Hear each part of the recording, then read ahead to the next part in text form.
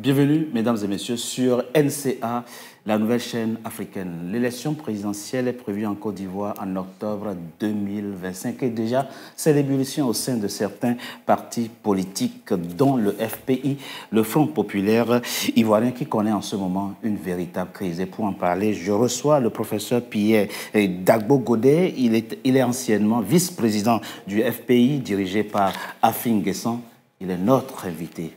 Professeur Pierre Dagbo Godet, bienvenue à vous. Merci. Et merci d'avoir accepté notre invitation. C'est nous qui vous remercions. Que se passe-t-il au sein de votre parti, le FPI, le Front patriotique ivoirien? Écoutez, ces derniers mois, il s'est passé beaucoup de choses, notamment la violation systématique des statuts et règlements intérieurs du parti par le président sortant Pascal Afin Guessan, contre qui j'étais moi-même candidat.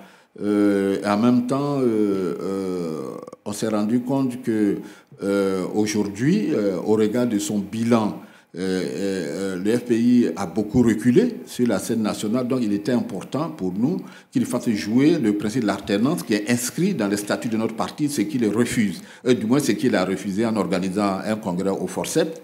Nous avons donc saisi les tribunaux et nous attendons la décision de justice. Effectivement, votre parti a tenu un congrès le 8 et 9 novembre dernier, congrès à l'issue duquel le président Pascal Afin Guessan a été élu à 99% et désigné même comme candidat de votre parti pour la présidentielle d'octobre 2025. Que vous reproche-t-il concrètement? C'est quoi la pomme de discorde entre vous? Écoutez, vous le dites, vous bien, il a été élu à 99%. C'est dire qu'Afin est dans une mentalité des années 50. Du Parti communiste soviétique. Oui. Je crois encore à l'époque stalinienne. Au XXIe siècle, on ne peut pas être élu à 99%. Et c'est là que le problème se pose entre lui et nous. Il n'a plus de vision. Voilà. Il est omnibulé à l'idée d'être candidat à l'élection présidentielle. Mais un parti politique, c'est d'abord une vision, c'est une organisation. Et il n'y en a plus? Il n'y a plus de vision au FPI? Oui. Depuis que Pascal Afin Guessan a perdu les élections régionales chez lui, dans le Moronou, il est rentré dans une sorte d'immobilisme, il ne bouge plus, il ne rencontre plus les militants, il est allergique à toute forme de critique et aujourd'hui il s'est approprié le parti, c'est ce que nous lui reprochons fondamentalement, parce que le FPI appartient à tous ses militants, mais pas à Pascal Afin Guessan. Quels sont les actes concrets qui poussent à dire qu'il s'est approprié le parti? Écoutez, on va aller pas à pas. S'il vous plaît. Voilà. D'abord, nous sommes en janvier 2023. Pascal Afin Guessan rencontre à un secrétariat exécutif, il fait savoir aux militants que nous devons signer un partenariat avec le parti au pouvoir, le RHDP. Oui. Nous en débattons pendant longtemps. Et puis bon, contre vents et marées, nous lui donnons mandat pour organiser ce partenariat. Il rentre dans le partenariat. On signe les accords avec le parti au pouvoir et il se trouve que, je crois qu'on signe le partenariat au mois de mai 2023 et à partir de juillet, nous voilà dans les élections, nous allons aux élections locales. Oui. Nous allons aux élections locales, certains dans les mairies, d'autres au conseil régional. Parce que nous sommes en partenariat avec le RHDP qui est le parti au pouvoir. Il se trouve que après ces élections, le FPI engrange 137 conseillers municipaux, dont 15 adjoints au maire, et 15 conseillers régionaux, dont 5 vice-présidents de région. Mais lui, Afin, il perd dans le Moronou, chez lui. Chez lui. Dès qu'il a perdu les élections, il remet en cause le partenariat. C'est-à-dire qu'il nous invite à une réunion pour nous dire que non, qu'il a été trahi par le parti au pouvoir, chez lui, dans le Moronou. Parce qu'ils ont présenté un candidat contre lui? Non, justement, le RHDP a retiré son candidat à son profit. Mais il a perdu. Il a été battu par la candidate du PDCI. Alors, il considère qu'il a été trahi. Alors, nous, on lui fait comprendre qu'il y a non. Il y a quand même, faisons le bilan du partenariat. C'est qu'il refuse de faire. Et paf, il est dans une sorte de diatribe solitaire, conférence de presse par-ci, par-là. J'ai été trahi par le parti au pouvoir. Le partenariat supposait quoi? Que vous n'êtes plus un parti d'opposition, que vous êtes désormais un parti proche du pouvoir. Donc, lors des élections, lors des compétitions électorales, vous n'allez pas présenter des candidats contre, de votre parti contre le parti au pouvoir. C'est ce qui a été fait. La preuve, Le parti au pouvoir avait un candidat dans le Moronou chez lui, où Afi était candidat, ils l'ont retiré à son profit. Mais malgré cela, il a été battu par la candidate du PDC-IRDA.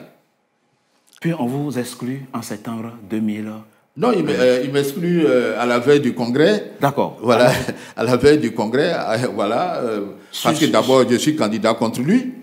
Voilà, je suis candidat contre lui. Vous aviez annoncé votre candidature. Bien sûr. Non, mais ma candidature a été même validée. Et il vous exclut du parti. Voilà, il m'exclut. Pour quel motif? D'après lui, il fait une suspension. Voilà. Non, vous êtes suspendu ou bien vous êtes exclu du parti? Non, je suis suspendu. Il ne m'a pas exclu, il m'a suspendu. Pour quel motif? On vous a notifié le motif de votre suspension. Non, justement, lui ne me notifie rien, le FPI lui appartient. Donc il fait ce qu'il veut, il dit que c'est lui qui a le BIC. Donc il nomme qui il veut. Il est le président du FPI, il a le BIC, il nomme qui il veut. Franchement, nous sommes dans des dérives autocratiques. Mais je n'étais pas le seul suspendu, il avait suspendu le numéro 2 du parti, qui était le président du comité d'organisation du Congrès. Vous comprenez? La crise au sein de votre parti date de longtemps, puisque vous êtes d'ailleurs le président de la branche, on va dire, du clan démocratie et valeurs. Pourquoi y a-t-il autant de clans, autant de sous-partis dans le FPI? Non. Le courant démocratie et valeurs, non. Nous sommes plusieurs présidents. Notamment le président délégué porte-parole, c'est Issaka Sangaré. Donc, moi, je suis le numéro 3 de ce courant. Qui est aussi en conflit avec Pascal Affi N'Guessan. Oui, bien sûr, parce que Pascal Affi N'Guessan est dans une dérive autocratique. Il ne respecte plus rien. Il ne respecte plus les statuts du parti. Il ne respecte plus les militants. Il en fait vraiment sa chose personnelle. Or, le FPI n'appartient à personne. Nos statuts sont clairs, le FPI appartient à tous ses militants. À partir de ce moment-là, quand on doit aller à un congrès, il faut qu'il y ait quand même un minimum de consensus pour aller au congrès. Il va à un congrès avec ses partisans en excluant les membres de démocratie et valeurs. À partir de ce moment-là, nous ne nous reconnaissons pas dans son congrès. Nous avons saisi la justice et nous attendons la décision de justice. Si elle nous est favorable, nous allons demander l'annulation de ce congrès purement. Vous voulez faire annuler donc le congrès? Absolument. Et votre exclusion. Mais avant de parler de votre action en justice, et comme conséquence de la trahison supposée du parti au pouvoir et pour dénoncer le partenariat. Et il décide de se rapprocher du PPACI. Mais ça, c'est son problème. Parce que ça n'a pas été débattu au sein du FPI, cette question. En réalité, ça dit que, il veut enfumer les militants du FPI. Afi, depuis toujours, négocié avec le PPACI. Chaque fois qu'il a été interpellé là-dessus. À votre insu? Oui. À l'insu du parti? À l'insu du parti. Il négociait tout seul. Quand on l'a interpellé, on a eu vent de cela, nous sommes dans le marigot politique. Quand on l'a interpellé, il nous a dit que négocier avec le parti Gbagbo, c'était la ligne rouge qu'il ne fallait pas franchir. Alors que lui, il avait déjà franchi la ligne rouge. Vous comprenez? Donc, pour se donner bonne conscience, il suspend Issaka Sangaré, il suspend votre serviteur en face de vous, il suspend un certain nombre de personnalités du parti à même de lui apporter la contradiction. Il organise un congrès au forceps et il dit oui, c'est le congrès qui lui donne maintenant mandat pour négocier avec le parti de Gbagbo. Alors qu'il a commencé la négociation bien avant. Bien avant. Vous actionnez en annulation donc du congrès. Que va-t-il se passer?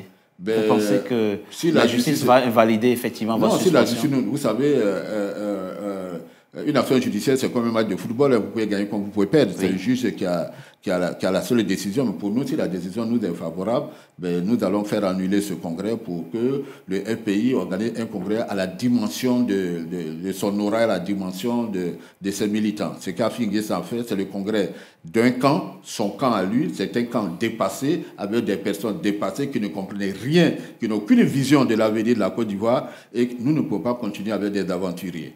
Dans le cas contraire, qu'est-ce que fait le FPI? Va voler en éclat? Non, mais puisque Afi est déjà parti au PPACI de Gbagbo, il va rejoindre... Avec le logo et le Non, il ne partira pas avec le logo, il est devenu militant du parti de Gbagbo, le PPACI. Parce que ce que Afi ne comprend pas, nous avons déjà eu à discuter de ces questions-là. Ce n'est pas nous qui avons fait partie de Gbagbo et Simon Gbagbo pour créer leur parti. C'est eux qui ont créé le FPI pour aller créer leur parti. Donc, s'il doit y avoir une unité du FPI, c'est eux qui reviennent à la maison. Ce n'est pas à nous d'aller au PPACI. Je ne sais pas si vous comprenez mon raisonnement. Professeur Dagbo Godé. Donc, pour nous, Affi N'Guessan est vraiment à côté de la plaque. Il veut rejoindre Gbagbo, qu'il aille le rejoindre, mais qu'il laisse le FPI tranquille. Professeur Dagbo Godé, pourquoi rejoindre Laurent Gbagbo est la ligne rouge qu'il ne fallait pas franchir? C'est Afi qui le dit. C'est à lui qu'il faudra poser la question. Parce que nous, on n'en sait rien. C'est lui seul qui sait pourquoi il a dit que c'était la ligne rouge qu'il ne fallait pas franchir. Et c'était la ligne à laquelle vous vous teniez? Oui. Alors qu'il négociait dans les coulisses avec le parti au pouvoir. Il n'est pas crédible quand on fait ce genre de choses. Vous voulez rester fidèle au partenariat avec le RHDP? Absolument. Parce qu'ils ne nous ont rien fait de mal. Et le partenariat se passe très bien. Moi, je suis troisième adjoint au maire de Yopougon. Mes relations avec le RHDP se passent très bien. Le maire s'appelant Adama Bitogo, le président de l'Assemblée nationale. Oui, on s'entend très bien, on travaille très bien. Je ne vois pas pourquoi est-ce que je vais rompre le partenariat. Le FPI et le RHDP n'ont rien fait de mal au FPI? Mais ce n'est pas la première fois que nous sommes en partenariat. Il y a eu le Front républicain par le passé, Anne Gbagbo et Alassane Ouattara. Ils n'ont jamais fait. C'est vrai. Oui, donc ce n'est pas nouveau. Mais après, Afi-N'Guessan a été emprisonné. Ah oui, mais c'est lui qui nous a menés dans le partenariat. On lui a posé la question, tu as été emprisonné et tout ça. Il dit non, on fait taire les querelles du passé. Nous rentrons dans une nouvelle ère de partenariat et les RHDP. Donc nous pouvons travailler ensemble. Ça a été un débat pendant 3 mois. Alors, je rappelle donc il faut qu'Afi apprenne à être conséquent envers lui-même. Je rappelle que quand il était emprisonné, vous étiez son avocat. C'est vous qui l'avez défendu. C'est vous qui l'avez sorti de prison. Je ne dirais pas ça. Il y a eu beaucoup d'événements qui se sont conjugués pour qu'il sorte de prison. Il y a eu la dimension judiciaire, mais aussi la dimension politique dans sa libération. Maintenant, le client suspend son avocat du parti. Ah oui, mais ça, c'est Afi. Voilà. C'est-à-dire que c'est un autocrate. Honnêtement, c'est quelqu'un pour lequel j'avais beaucoup de considération. Mais depuis qu'il a perdu les élections régionales dans le Boronou, il est devenu une autre personne. C'est-à-dire que ce n'est pas le leader qui s'est encaissé une défaite. Pour lui, une défaite, c'est la fin du monde. Donc aujourd'hui, il a perdu. Parce qu'il a perdu, alors le partenariat est nul. Mais je rappelle qu'avec ce partenariat, le FPI a eu 137 conseillers municipaux dans les mairies, 15 conseillers régionaux dans les conseils régionaux, et sur les 137 conseillers municipaux, il y a eu 15 adjoints au maire. Moi, je suis le 3e adjoint au maire, Diabaté, 8e adjoint au maire d'Agogo, les 2 grandes communes de Côte d'Ivoire, et on a beaucoup de vice-présidents des conseils régionaux. Donc, on ne peut pas dire que le partenariat ne marche pas. Si on vous suit, professeur Dagbo Godé, votre ligne, c'est de coaliser avec le parti au pouvoir dans la perspective de la présidentielle de 2025? Absolument. Vous voulez que le FPI coalise avec le RHDP pour la présidentielle de 2025? Absolument, pour nous éviter l'aventure. Professeur Pierre Dagbo Godé, je rappelle que vous êtes un ex-vice-président du FPI, le Front patriotique ivoirien, dirigé encore par Pascal Afi-N'Guessan, mais vous êtes professeur de droit et de sciences politiques à l'université de Cocody, Abidjan, diplômé d'Harvard, de la prestigieuse. Il faut toujours le rappeler, c'est important, et vous êtes auteur de plusieurs livres, Alors, j'ai les titres ici dans la diplomatie africaine, théorie et pratique, publié aux éditions L'Harmattan, et un nouveau livre va paraître à la fin du mois de décembre, l'Afrique dans les relations internationales mondialisées, la version française bien entendu chez Gallimard. Merci d'avoir été notre invité. Merci beaucoup. Mesdames et messieurs, c'était notre invité. Merci d'avoir été en notre compagnie. À très bientôt pour un nouveau numéro de notre invité.